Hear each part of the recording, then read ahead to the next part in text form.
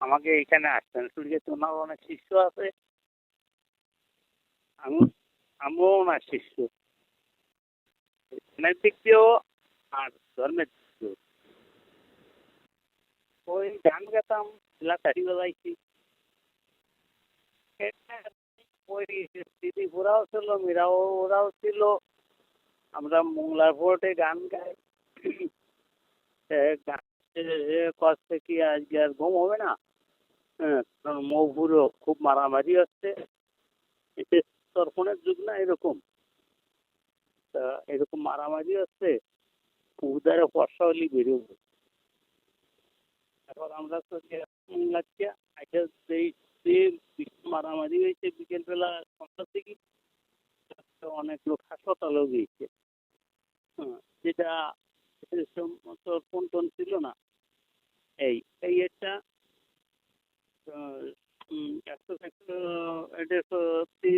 ঘটে গেছে, কিন্তু এটা উনি জানতেন, আমরা কেউ জানতাম।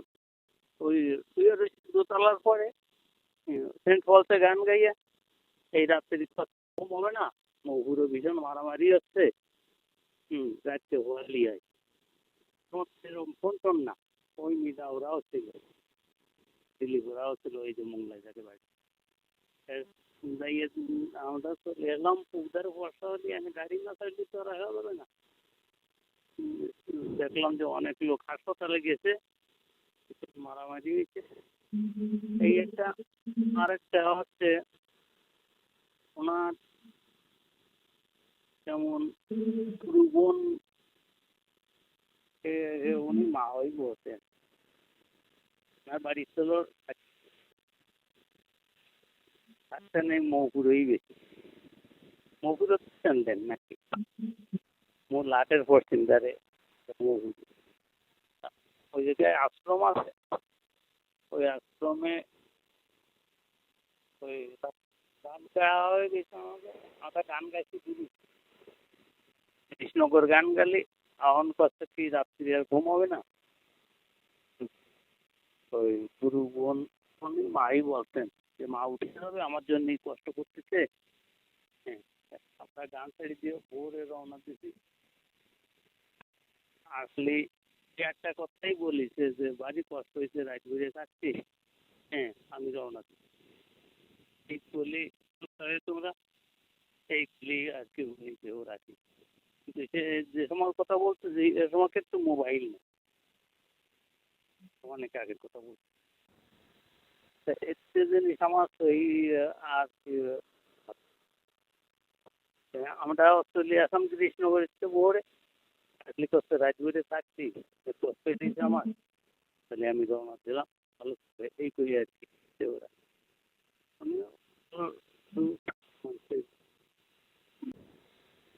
গান ছাড়া তো কোনো কথাবার্তার মেলা বলছেন না বাবু।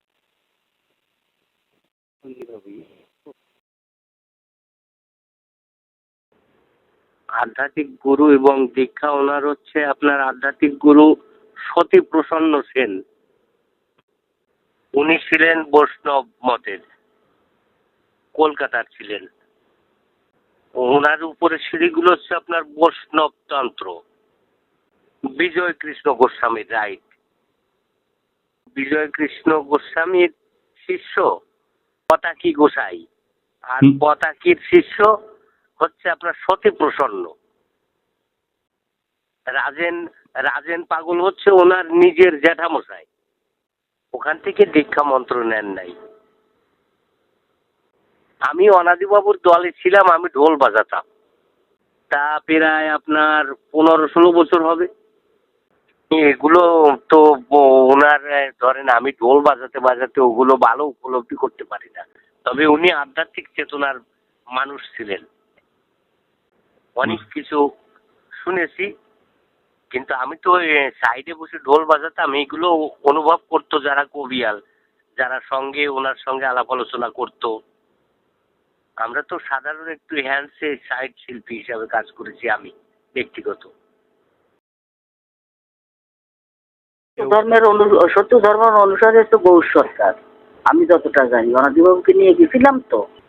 ওই গৌর সরকার ওখানে, উনি তো মালখানা শিয়ে যায়, মধ্যপ্রদেশ থাকে। ওই অনাদিবাবুকে নিয়ে আমি সেখানে, উনি অনাদিবাবুকে দেখতে চাইছিল, আমি গেছিলাম। তারপরে অনাদিবাবুকে এসে বললাম যে উনি তো মৃত্যুসজ্জায়, এখন আপনাকে একটু দেখতে চাই। তা উনি যেত না, বলে যে না আমি যাব না, আমি গেলে উনি মারা যাবে।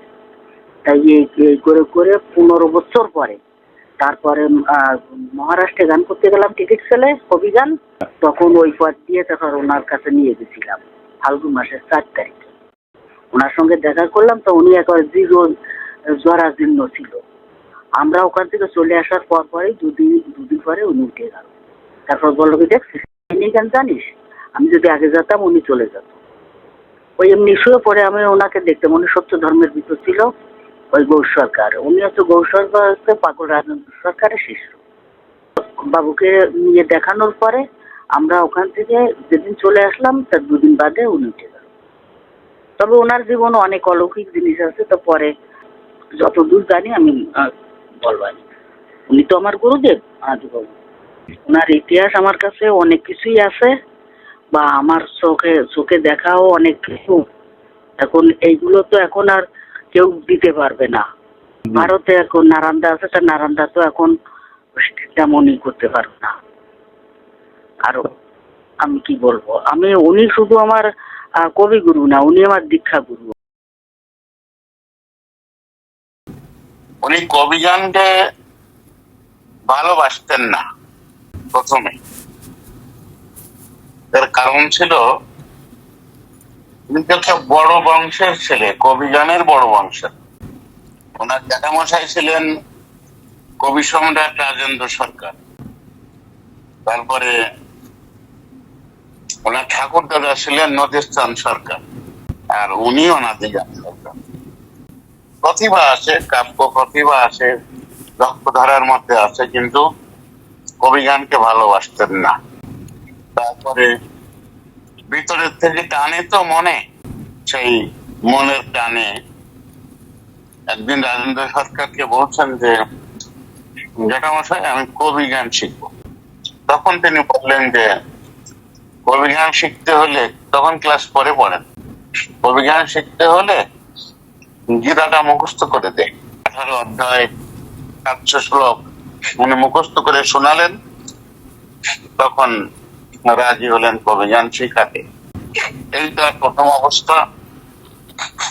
এবং পরবর্তী সময়ে উনি আমার কাছে গল্প করছেন যে বাবু একদিন বললেন, বাবু মানে বিজয় সরকার, বলছেন তো অনাদি তুমি যদি গীতাঞ্জলিটা মুখস্থ করে দাও তাহলে তোমার নামে একটা ত্রিনাথের মেলা দেবো। তা গীতাঞ্জলিটা উনি মুখস্থ করে দিলেন, ওনার নামে ত্রিনাথের মেলা দিলেন। এইটা বড় রকমের অধ্যয়ন, এটা আমি তার কাছে শুনেছি। আর উনি জন্মসূত্রে একজন সাধু মানুষ। ওনার গান জ্যাঠামশাই প্রথম গুরুদেব, তারপরে বিজয় বাবুর কাছ থেকেই গান শিখেছেন। বিজয় বাবুকে গুরুদেব বলতেন। আর ওই সময় অনেকেই বিজয় বাবুকে গুরুদেব বলতেন, যারা ওই সমসাময়িক ছিলেন। যেমন কালিদাস সরকার, তিনি রাজেন্দ্র সরকারের ছাত্র, কিন্তু বিজয় বাবুকে গুরুদেব হিসেবে মান্য করতেন। এই হচ্ছে তার গান শেখার গুরুদেব। রসিক বাবু ওনার সমসাময়িক, সামান্য ছোট, দীর্ঘদিন ওনার সাথে গান গাইতেন। তারপরে ছোট রাজেন ওনার সাথে গান গাইতেন। তারপরে বিজয় বাবুর সাথেও দীর্ঘদিন গান গেয়েছেন অনাদি বাবু। তারপরে শেষে এসে ওনার যে সবচেয়ে যোগ্য ছাত্র, তিনি হচ্ছেন নারায়ণ সরকার, আমার গুরুদেব যিনি, ওনাকে নিয়ে বহুকাল গান গেয়েছেন। তার পরবর্তী সময় আরো 2-1 ছাত্র ছিল, নিরঞ্জন সরকার, সঞ্জিত সরকার, এরকম যারা ছিলেন তাদের সঙ্গেও গিয়েছেন। এইগুলো হচ্ছে তার পরবর্তীকালের গান। অনাদি বাবুর যারা প্রথম শ্রেণীর শ্রোতা, তারা অনাদি বাবুকে বরাবরই একজন বড় সরকার ভালো সরকার হিসেবে শ্রদ্ধা করেছেন। এর একটা বড় কারণ, উনি সবসময় উচ্চ মার্গের গান গাইতেন। একবার নিচে তৃতীয় শ্রেণীর গান কখনোই গাইতেন না, শ্রোতাদেরকে মুগ্ধ করার জন্যই গান গাইতেন না। এবং উনি একজন সাধক কবি। তার লেখা যে ধোঁয়াগুলি বা অন্যান্য গান, ডাক, মালসি, সখী সংবাদ, সেগুলো যথেষ্ট উন্নত। এই জন্য অনাদিবাবু একজন ভালো সরকার এবং গভীরের সরকার, সাধক সরকার, এরকম একটা কথা বরাবর শোনা গেছে আজ পর্যন্ত। অনাদিবাবুর বিশেষ বৈশিষ্ট্যটা হচ্ছে তিনি একজন সাধক কবি। তার গানে, তার আলোচনায়, তার সুরে মানুষের মনটাকে গভীর আধ্যাত্মিকতায় নিয়ে যায় এবং ঈশ্বরের দিকে টানে। এটা হচ্ছে একটা বড় বৈশিষ্ট্য অনাদিবাবুর গানে। ওনার গানগুলো একটু স্বতন্ত্র, সুরগুলো একটু স্বতন্ত্র, একটা নিজস্বতা। আমার গুরুদেব নারায়ণ বাবু ওনার গান গাইতেন না। বাবু ওনার গান গান না কেন? সে বাবুর গানগুলো যেন একটু কঠিন কঠিন লাগে। এই কথাগুলো শুনেছি বাবুর কাছে। ওনার গুরুদেবের নাম হচ্ছে সতী প্রসন্ন ঠাকুর, সত্য ধর্মে দীক্ষিত। আপনার বাবা ছিলেন কিন্তু একজন মতুয়া, অন্য পথে গেছেন বলে বাবার সাথে এই বিষয়ে একটা বড় রকমের দ্বন্দ্ব ছিল। ওনার জীবনের একটা বড় জিনিস হচ্ছে, একদিন উনি আমাকে গল্প করছিলেন যে 1969-এর দিকে ওনার এই জন্মকুষ্ঠিতে মৃত্যু যোগ ছিল। তখন উনি বিয়ে করেছেন।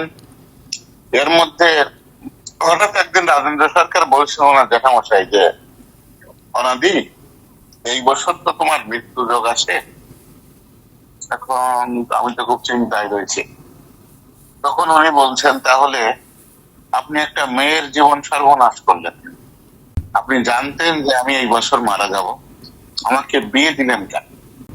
তখন রাজেন্দ্র সরকার বলছেন, বাঁচার একটা পথ আছে। উনি বলছেন, কি পথ? তুই বৃন্দাবন চলে যা। জ্যাঠামশার কথা অনুসারে উনি চলে গেলেন বৃন্দাবন, রওনা হয়ে গেলেন।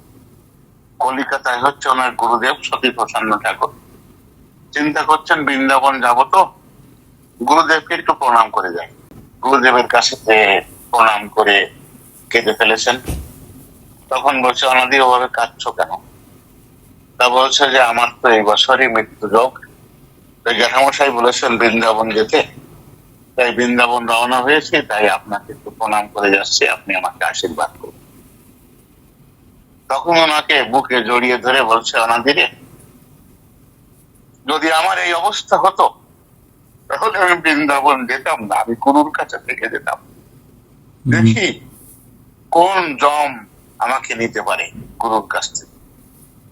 তখন তিনি বুঝলেন যে তাহলে গুরুদেব আমাকে ইনডাইরেক্টে বলছেন যে তুই আমার কাছে থেকে যা, তোর মৃত্যু হবে না। উনি চিন্তা করলেন যে গুরুর চরণে তো কোটি বৃন্দাবন বিরাজ করে, তা আমি গুরুর কাছে থেকে যাই। দাদু, আমি গুরুর কাছে থেকে গেলাম, এই তো আমি এখন বেশি আছি এই পর্যন্ত। সেটা হয়তো 30 বছর পরের কথা। আমার সাথে গল্প করেছিলেন। তারপর উনি নিরামিষ ভোজন করতেন। একদিন চণ্ডীপুর থেকে গান গেয়ে, সঙ্গে মীরা সরকার ছিলেন ওনার যে ছাত্রী। এখন দাদুকে দেখতে গেছি ওনার মেয়ের বাড়ি, এটা হচ্ছে ফুলতলা দেবীতলা, ওখানে দেবীতলায় মেয়ের বাড়ি। গেলে আমাকে বলছেন কি, দাদু আমি তো আবার মাছ খাওয়া শুরু করেছি 2-1 দিন। তখন আমি বলছি কি, দাদু আপনি মাছ খেতে পারবেন না। তো সে ডাক্তারে বলেছে যে খুব দুর্বল হয়ে গেছি, তাই আমি তো নিরামিষ খাই, ডাক্তারের কথা অনুসারে মাছ খেতে শুরু করেছি। আচ্ছা দাদু, আপনি পারবেন না মাছ খেতে, কারণ পৃথিবীতে কিছু মানুষ আসে যারা মিথ্যা বলতে পারে না, আর অনেক মানুষ আছে যাদের সত্য বলতে কষ্ট হয়। তা আপনি মাছ খেতে পারবেন না এটা আমার মনে হয়।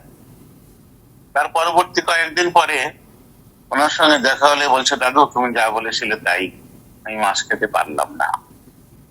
এইভাবে যে সাত্বিকতার দিকে তার জীবনটা, তিনি সবসময় উপরের দিকে জীবন যাপন করেছেন, উপরের দিক লক্ষ্য করে, এটা আমি দেখেছি তার জীবনে।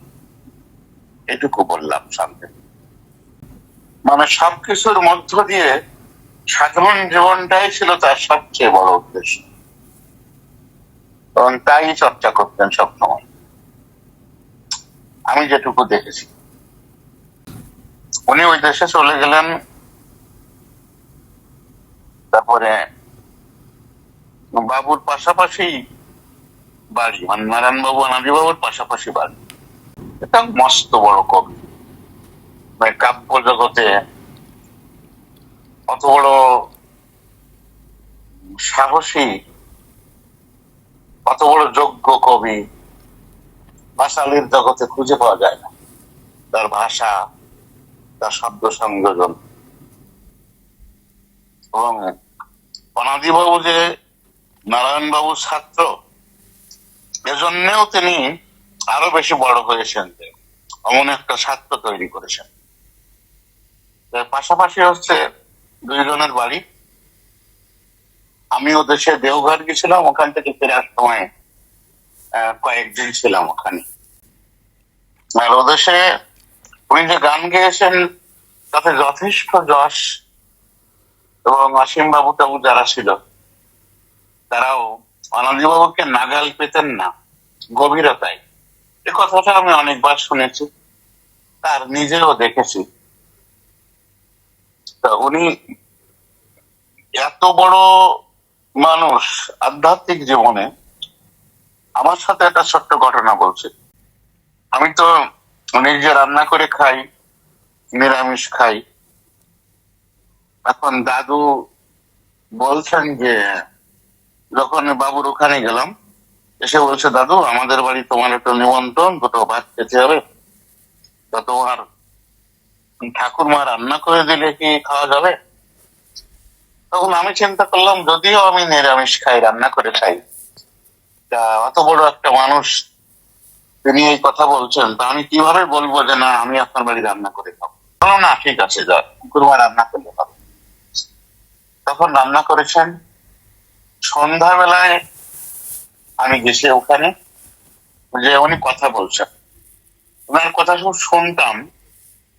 কথা বলছেন, কখনো কখনো চোখ দিয়ে ঝরঝর করে জল পড়ছে। আমি কথা শুনছি, উনি বলছেন। ঠাকুরমা এসে আমাদের বিছানায় বসলেন, রান্না হয়ে গেছে, কিন্তু দাদু কথা বলছেন তো বলছেন। কথা শুনতে শুনতে রাত্রি 2টো বাজল।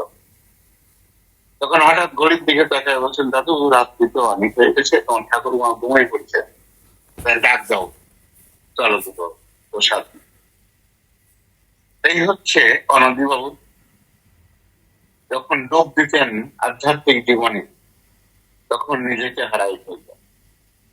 তার ব্যক্তি জীবনের সাধনা এত বড়।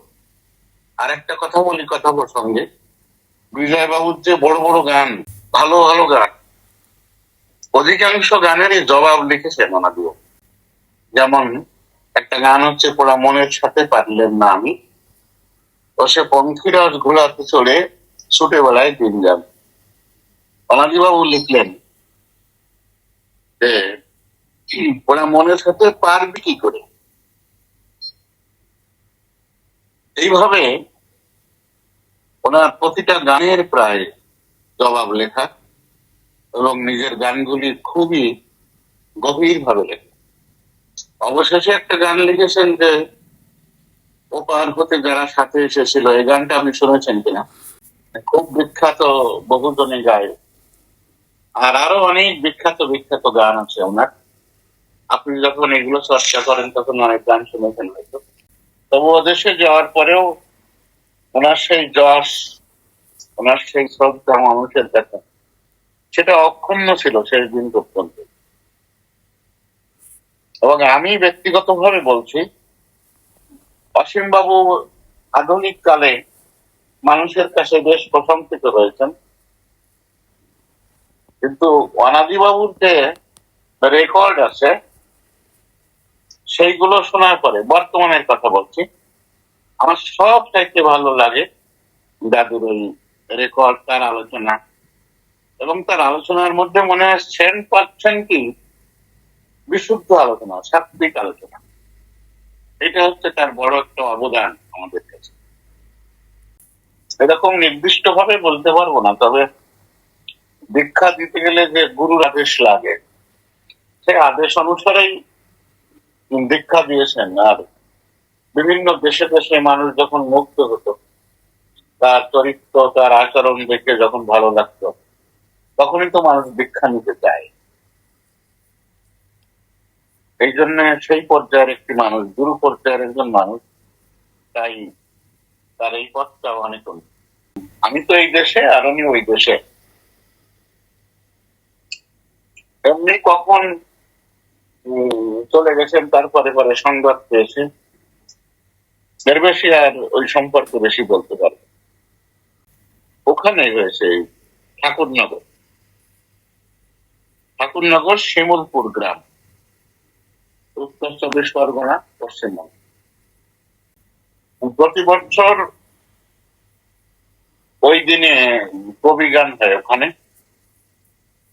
ঠিক বিজয়বাবুর মতো ওই দিনে অনেক ভক্তরা আসে, গান গায়, আলোচনা হয়, এটুকু শুনে। এই পথে কেউ যায়। ইঞ্জিনিয়ার আছে একজন, মনে হয় MBBS, তারপরে 5 ছেলে আর 2 মেয়ে, আর বাকি কয়জন এমএ পাস। মেয়ে হচ্ছে বড়জন মাস্টারি করতে এই দেশে, আর ছোট জনকে আমি দেখেছি তখন আনম্যারিড অবস্থায়, তারপরে বিয়ে হয়েছে, এটুকু পর্যন্ত।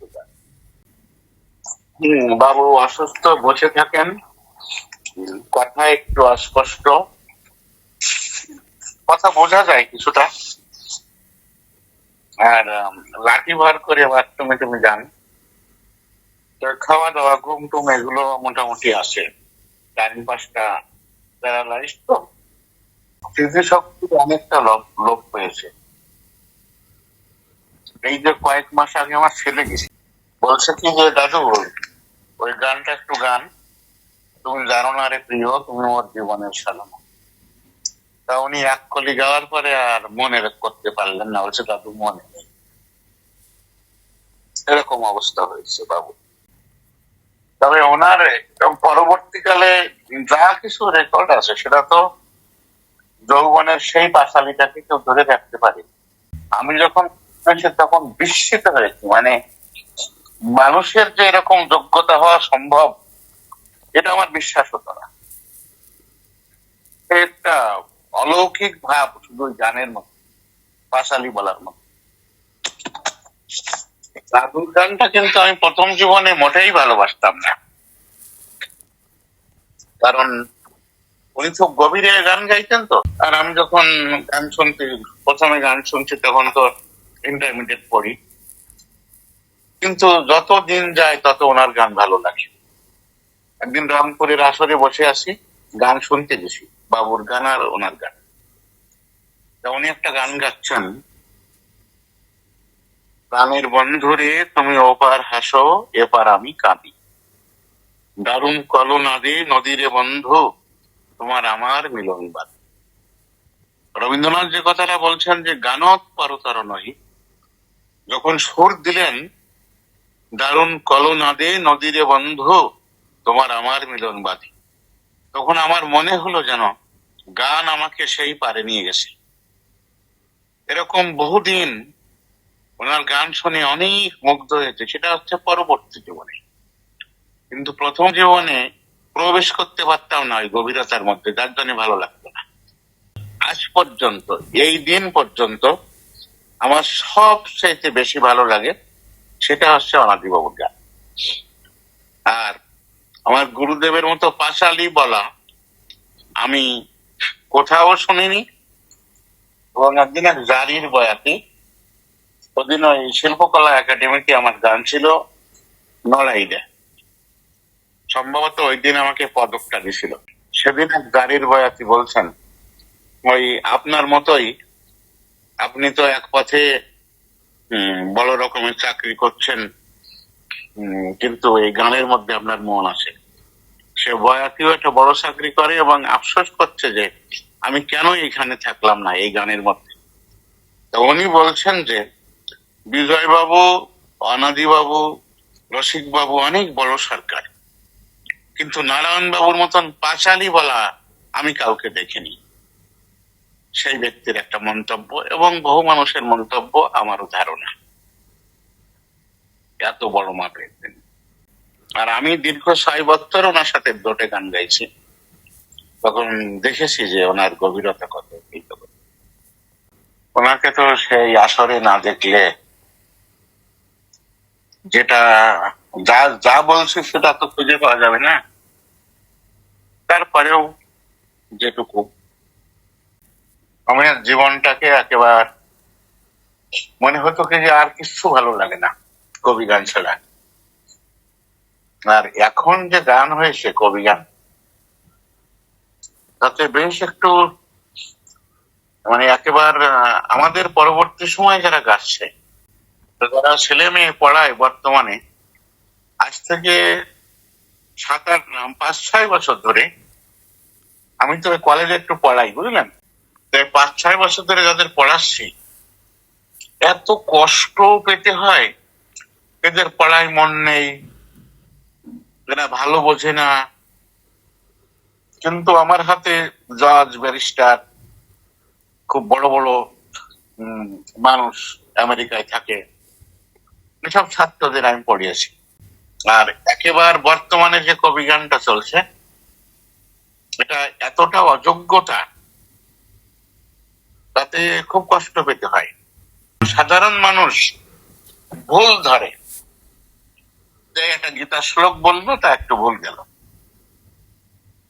আর আমরা যখন কবি গান শুনেছি তখন শুধু বিস্মিত হতাম যে কি করে সম্ভব। কালিদাস সরকার ক্লাস 2 পর্যন্ত পড়া, তার যে কত জানা, কত বড় বড় কবিতা মুখস্থ করা। রবীন্দ্রনাথের পুরস্কার কবিতা 24 পৃষ্ঠা, সেই 24 পৃষ্ঠা কবিতা মুখস্থ, এরকম অনেক মুখস্থ, অনেক জানা। তারপরে আমার দাদু অনাদি সরকার, কত নির্ভুল ভাষা, কত তার কবিতা আছে, আমি মরণ ফুলে গাঁথবো মালা, জীবন করে ক্ষয়, কি জানো। তারপরে মানে এত সুন্দর সুন্দর কবিতা। তারপরে শুনলে মনে হয় যেন কবিগুরু রবীন্দ্রনাথ লিখছেন, সে যে আমায় কত ভালোবাসে, সকল সময় থেকে আমার বাসে, পাগল করা গন্ধ তাহার সমীরণে দোলে, তাহার ভালোবাসা ওই যে নীল আকাশের কোলে, কেমন তাহার প্রীতির চক্ষু দুটি, কুসুম কলির বক্ষে ওঠে ফুটি, কাশের বনে হাসির ছটায় খেয়ে লুটোপুটি, ডেকে বলে আয়রে আমার পাশে, সে যে আমায় কত ভালোবাসে। এরকম তার লেখা কবিতা, গান এত উন্নত, যা বর্তমানে ভালো শ্রোতাও নেই, ভালো সরকারও নেই, এরকম একটা অবস্থা হয়েছে। তবে আপনি যাদের শুনেছেন, স্বপন বাবু, প্রশান্ত বাবু, এনারা মোটামুটি কিছুটা ধরে রেখেছেন, কিন্তু যেখান থেকে নিয়ে ধরে রেখেছেন সে তো অনেক বড় ব্যাপার। অনাদি বাবু, নারায়ণ বাবু, রসিক বাবু, এনাদের গান না শুনলে জীবনটা এতটা উদাস হয়ে যায় না। প্রকৃতির মধ্যে, কাব্যের মধ্যে যেন ডুবে যেতে হতো। সে যে কি গান, যা ভাবা যায় না। আমি আরেকটু কথা বলি, আমাদের এদিকে আসছেন কিনা আমি জানি না, আমাদের মশিহাটিতে একবার অসীম বাবুকে আনা হলো, বেশ একটু আগে। গান শেষ হলে আমার হাই স্কুলের এক টিচার, উনি বলছেন, মনি কি হলো? গান কি গান হলো? কালিদাস বাবু, অনাদি বাবু, নারায়ণ বাবুর গান শুনে কাঁদতে কাঁদতে বাড়ি যাই। আর এই কবি গান কি হলো? কিন্তু কোনো কবি গান হলো না। অনেকগুলি টাকা দিয়ে ওনারা আনা হয়েছে। এই হচ্ছে কবি গানের জগৎ। মানে আমাদের যে সৌভাগ্য হয়েছে, আমার যেটুকু হয়েছে, তা মনে হয় সেই কবিগুরুর ভাষায় বলতে পারি, যা দিয়েছ আমার এ প্রাণ ভরি, খেদ রবে না এখন যদি মরি। আমার একটু ভাগ্য হয়েছে বিজয় বাবুকে দেখা, তাকে স্নান করিয়ে দেওয়া, 3-4 দিন তার কাছে বসে থেকে বহু কথা আপনি যেমন জিজ্ঞেস করছেন আমি তেমন করে জিজ্ঞেস করেছি, আর ওই লিখে লিখে নিছি। রসিক বাবুর গান শোনার সুযোগ হয়েছে সরাসরি ইন্ডিয়াতে, যে 1984 সালে আমি যখন ইন্টারমিডিয়েট পরীক্ষা দিয়ে যাই। আর নিশিকান্ত বাবুকে আমি সরাসরি দেখেছি। আর দাদুর সাথে তো অনেক সঙ্গ করেছি, অনাদি বাবু, কালিদাস বাবু, আমাদের গান শুনেছি এবং পাগল হয়ে গেছি পরিষ্কার গান শোনার পরে। এইটুকু আপনাকে বলতে পারি। কিন্তু আপনাকে যদি দেখাতে না পারি তাহলে তো আমার সে ব্যথাটা যায় না। আর এই শেষে যেটুকু রেকর্ডে শুনবেন, এ তো কোন রকমে না শোনার মতো। যেমন রসিক বাবুর একটা ক্যাসেট আমি শুনছি, এই পাশের গ্রামে আমার এক দাদু, তিনি প্রফেসর, ইংরেজির প্রফেসর। বলছি, দাদু রসিক বাবুর গান আসলে এই রাগ, ও ভালো লাগছে না। রসিক বাবু সরাসরি যা গান শুনেছি, তো এই কোনো গান হলো? অথচ আমি মুগ্ধ হচ্ছি। তা তিনি বলছেন যা গান শুনেছি রফিক সরকারের, তার কিচ্ছু না এর মধ্যে। তা গান রেকর্ডে যেটুকু শুনবেন, কিন্তু তা সেভাবে তো পাবেন না। তারপরেও একটু যা পাবেন সেটুকু, তাকেও আর ঠিক ধূমকেতুর মতো। আমাকে কে যেন বলছিলেন যে রসিক বাবু হচ্ছে ঠিক নজরুলের মতো একজন কবি, এই জন্য ধূমকেতু কথাটা মানায়। বিজয় বাবুকে বলা যায় যে রবীন্দ্রনাথের মতো কবি, রসিক বাবুকে বলা যায় যে নজরুলের মতো একজন। রাজেন্দ্র সরকার তো খুব গভীর, আমি দেখিনি, তার অনেক লেখা পড়েছি, অনেক লেখা মুখস্থ আছে। আর অনাদি বাবু, আমি তো তার গান শুনেছি এবং ডুবে গেছি। মানে খুব ভালো লাগে, মানে খুব উন্নত, তো অনেক উন্নত। তার লেখার হাত যেমন, সুরের বৈচিত্র্য আছে, এবং বিজয় বাবুর পাশাপাশি একটা নিজস্বতা তার মধ্যেও কিন্তু আছে। অনাদি বাবুর, রসিক বাবুর স্বতন্ত্র প্রতিভা, এবং নারায়ণ বাবুর সবার কিছু নিয়ে তিনিও স্বতন্ত্র একজন প্রতিভাধারী মানুষ। এই কয়টি মানুষ কবি জগতের স্বতন্ত্র। না, এক একজনের অনেক আছে, অনেক। এক একজন সম্পর্কে বলতে গেলে অনেক, তাদের সাথে সঙ্গ করে যেগুলো হয়েছে, যেমন কালিদাস বাবুর সাথে, সে এক কোকিল কণ্ঠী কবি। গভীর রাত্রে অসীম নীলাকাশ কে গড়ালো, রসিক বাবুর ওই গান, সে যে কোথায় নিয়ে গেছে তা আপনাকে বোঝাতে পারবো না, চোখ ভরে জল আসবে। সেই গান কি সুর দিয়েছে! মানে এই কবি গানের আর একটু কথা বলতে হয়। জ্ঞানবাবু নামে এক ভদ্রলোক, তিনি এখনো বেঁচে আছেন, বয়স 80-র উপরে। তিনি হচ্ছেন ল কলেজের প্রফেসর, জ্ঞানবাবু। তার সাথে প্রথম পরিচয়ে আমি বললাম, আপনার পরিচয় কি? মানে এক গানের আসর থেকে আমার হাত ধরে টানতে টানতে নিয়ে বের করে দিয়ে গেল। নিয়ে যেয়ে আমি, কে এই লোকটা, বুড়ো মানুষ, এভাবে টানছে কেন? তারপরে বলছে, বাবু ব্যথা পেয়েছেন? টানছে, না না, আপনার পরিচয় দিন। তা বলছে, আমার নাম জ্ঞান উকিল।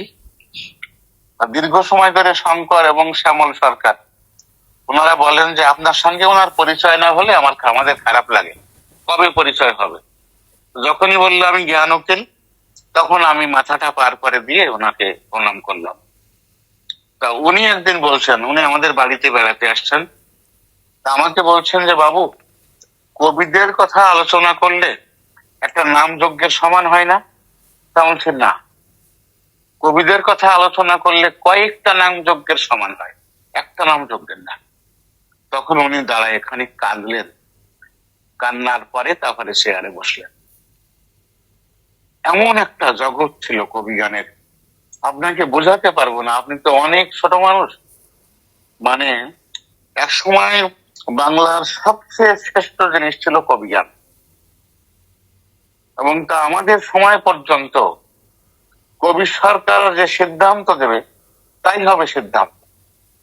একবার বেদকাটা আসরে রবীন সরকার আর আমি গান গাচ্ছি, আমার গুরু ভাই, কারণ বিধবাদের বিয়ে পড়ানো যাবে কিনা এটা সিদ্ধান্ত হবে কবি সরকাররা যা বলবেন তাই। এরকম সব মানুষ শুধু নির্ভর করত কবিদের পরে। সেই যে কবির সরকার, সেই যে কবি গান, আর সেই যে কবির শ্রোতা, সেগুলো এখন কিছুই নেই। এখন শুধু বললে শুধু কষ্ট হবে। তবে যারা আপনাদের মতো মানুষ গবেষণা করছেন, তাদের প্রতি আমরাও কৃতজ্ঞ। যদি এই জন্য এই জিনিসগুলোকে ধরে রাখা যায়, তাহলে হয়তো মানুষ ভালো কিছু পাবে। যেমন সর্ষের তেল, সর্ষে ধুইয়ে রোদ্দুরে দিয়ে সেগুলো মেশিনে ভাঙায় যে তেল হয়, আর বাজারের তেল অনেক পার্থক্য। ঠিক তেমনি এই কবিদের, যারা কবি, এইরকম কবি ছিলেন, তাদের যে দেওয়া, তাদের যে জীবন, তাদের যে দান, সেগুলো ওই সর্ষের তেলের মতো। আর এখন যেগুলো চলছে, এগুলোই বাজার থেকে ভেজাল তেলের মতো। এইটুকু হচ্ছে পার্থক্য। কবি গান যে কি দিয়েছে, আমি লেখাপড়া একদম শিখবো না। আইএসসি পাস করার পরে পুরোপুরি কবি গানে মন দেব। আমার গুরুদেব বললেন, না বাবা, আমি লেখাপড়া জানি না, তুমি অন্তত বিএ পাস করো। অনাদিবাবু আমাকে, আমি বিএ পাস করার পরে আজিজ সাহেবের বাসায়, মানে আমার গুরুদেবের বাড়ি, উনি আমার কাছে রাত্রি থেকে অনেকবার আমার গায়ে হাত দিয়ে বলছে, দাদু আমার অনুরোধ, তুমি এমএ পরীক্ষাটা দাও, এমএ পাসটা করে জীবনটা ধন্য করো। আমি বলছি যে আপনি অনাদের সরকার, আপনার জীবন কি ধন্য হয়নি? এমএ পাস করলে কি জীবন ধন্য হয়? দাদু সেদিন তো এখন নেই। তাহলে এই যে মানুষগুলো এত বড়, তাদের লেখা, তাদের জীবন আচরণ, এ তো এক দুই কথায় শেষ হবে না। কবিদের গল্প মানে অনেক গল্প, বহু গল্প, যা 2, 4, 5, 10 দিন বললেও শেষ হবে না। এত গল্প আছে যা সাধারণ কোনো মানুষের মধ্যে এটা নেই। এই আর কি, এই জন্য আমি সামান্য কিছু বললাম আপনার কাছে। আর হয়তো সময়ের ব্যবধানে আরো অনেক কথা হবে আগামীতে। বয়সের দিক দিয়ে ছোট হলেও আপনি গবেষণা করছেন, এবং আপনার 2-একটা সেন্টেন্সের যে উপস্থাপনা দেখছি, তাতে আপনার মধ্যে গভীরতা আসে। আমিও ঠাকুরের কাছে প্রার্থনা করি আপনার গবেষণা সার্থক হোক, মানুষ কিছু পাক, আর যেসব প্রতিভাধর মানুষ জগতে এসেছিলেন তাদের আত্মাও শান্তি পাক, সেই প্রার্থনাটা রাখছি আমি ঠাকুরের কাছে।